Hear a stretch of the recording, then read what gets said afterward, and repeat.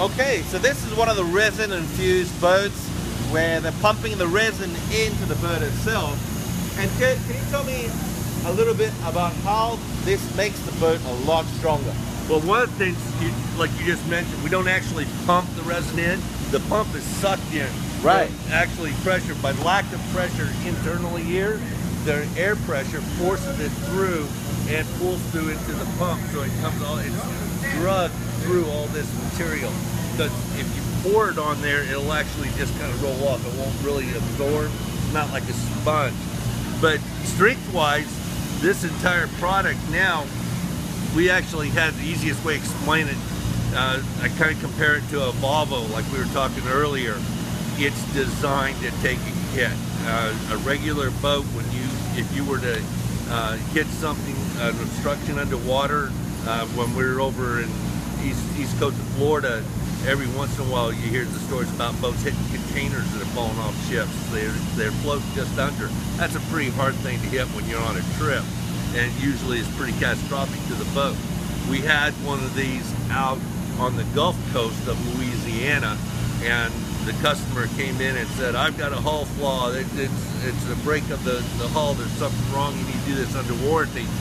We immediately took the boat, took it apart, and it turned out they'd ran into something, and they'd ran into something so hard that there was just minor damage on the outside of the hull.